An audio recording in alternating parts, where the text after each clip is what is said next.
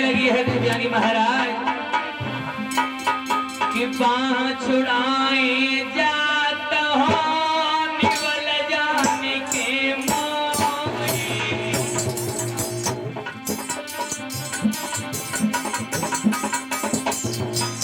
और हमारे महेंद्र भैया जी 5051 रुपये भागवत में भंडारे के लिए भी दान कर रहे हैं। सभी कमेटी का, सभी शास्त्री मंडल का सम्मान भैया ने बहुत अच्छा किया है। परमात्मा सदैव इनके कर कमल हमेशा धर्म की ओर बढ़े, जीवन को सार्थक और उज्जवल बनाए, परिवार में एकता और प्रेम बना रहे, यही मेरी प्रभु से इच्छा और आकांक्षा है।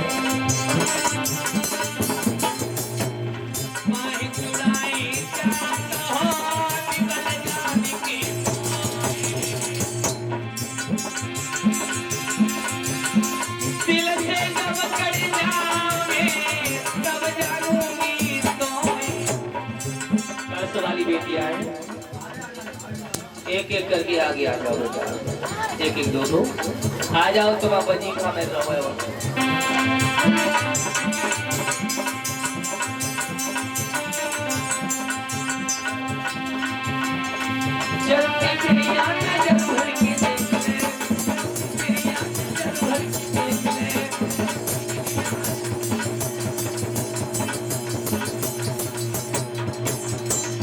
देवयानी बोलिए महाराज।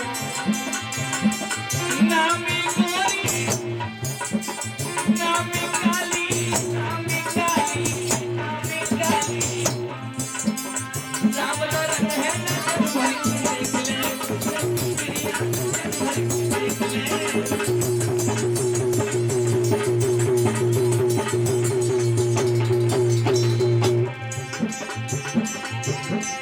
तेरी आंखें भर के देख ले। चलती मेरी आंखें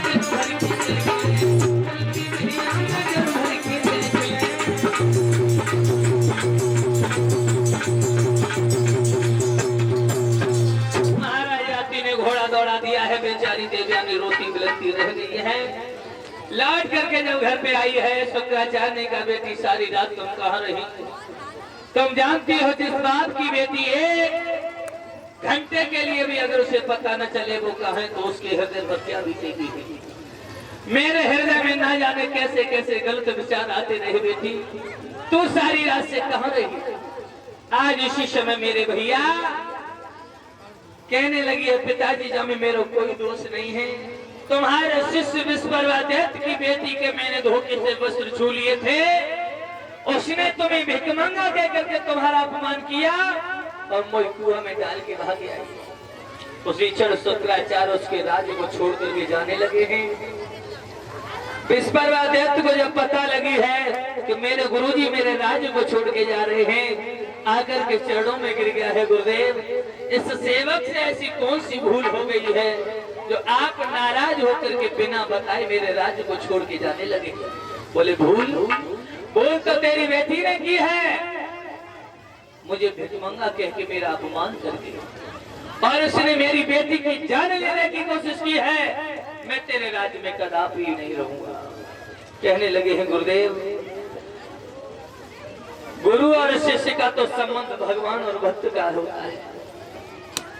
आप जो कहोगे मैं अपनी बेटी को सजा देने के लिए तैयार हैं, लेकिन आप मेरे राज्य को छोड़ करके न जाओ। मेरे भैया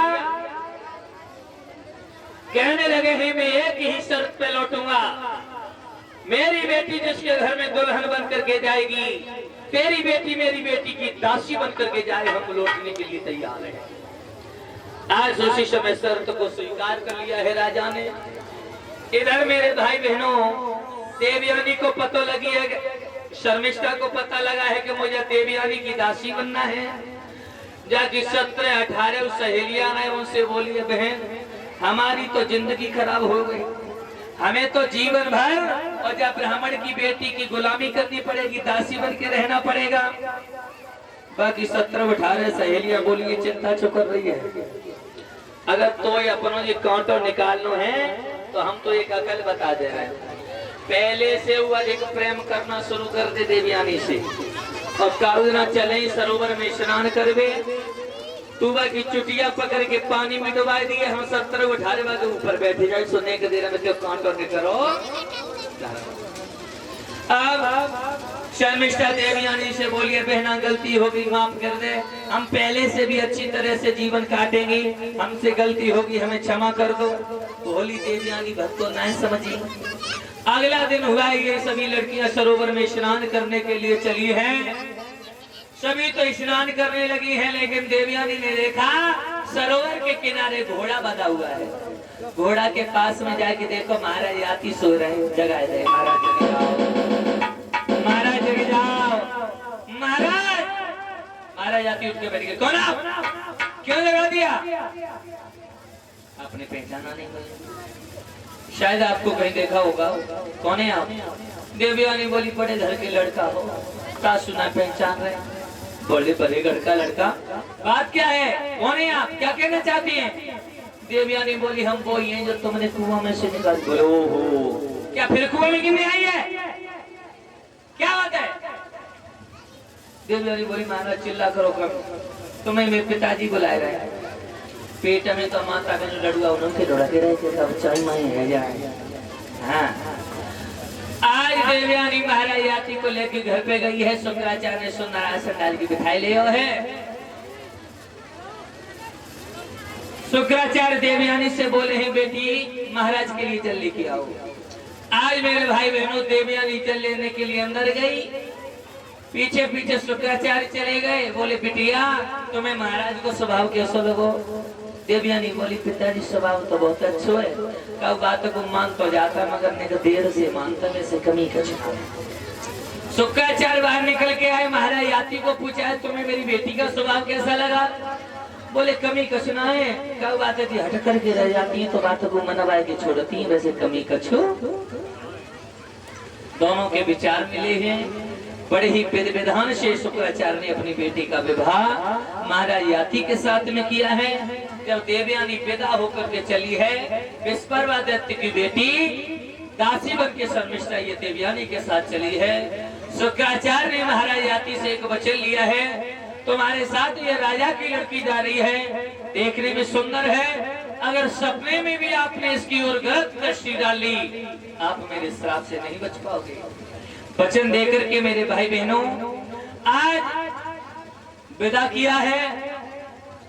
महाराज यात्री दोनों को लेकर के प्रयागराज पहुंच जाते हैं। धीरे धीरे समय व्यतीत होता है। देवयानी के गर्भ से 2 पुत्रों का जन्म हुआ, यदु और तुर्वसु। यदु से यादव वंश चला, तुर्वसु ने तुर्गिस्तान बसाया था, इसके वंश में तुर्क वंश हुआ जिसके मुस्लिम धर्म बना था। एक दिन की बात रहे, शर्मिष्ठा ने महाराज याती को बुला लिया। जब महाराज याती को बुला लिया है वो बिठा लो, और रानी बोली वो दासी बन के गई थी शर्मिष्ठा, बोली महाराज महाराज वो महाराज बोली होगी बिटिया। हरो हरो हरो बोली हेलो हेलो हेलो राजन कहिए महाराज।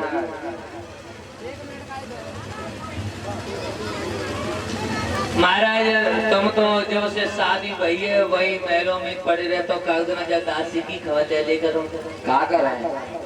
कहा परेशानी है? परेशानी कछुना है महाराज। एक बात पूछो तेरे को ले गए तो पूछो। एक बात बताइए, जब किसी लड़के का विवाह होता है हाँ उसे दहेज मिलता है, ठीक है। जब उसे दहेज मिलता है तो उस पे अधिकार किसका होता है? दूल्हे का। किसका होता है? दूल्हे का। किसका? दूल्हे का। तो महाराज मैं तो तुम्हें दहेज में मिली हूँ, मेरे ऊपर अधिकार किसका है? बोलो किसका अधिकार है? हमारा महाराज। किसका है? हमारा। तो बात देवयानी के घरे दूध लाला खेल रहे हैं, समझ गए हो गए? समझ गए रानी, समझ गए। आज आना जाना लगा रहा है महाराज का, दूसरे को बात में फंसना ही सबसे बड़ी हार होती है। बात में फंस गए हैं, आना जाना लगा रहा। शर्मिष्ठा के आंगन में भक्तों 3 पुत्रों का जन्म हुआ था, अनु, दुहु और पुरु।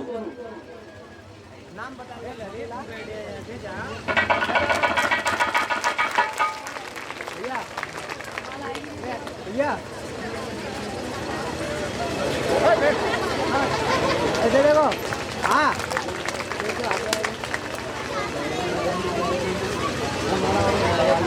अरे अच्छा लग रहा है इसको आनंद इधर देखो। गुरु या पटवा उठा लेंदे गुरु इधर देखो।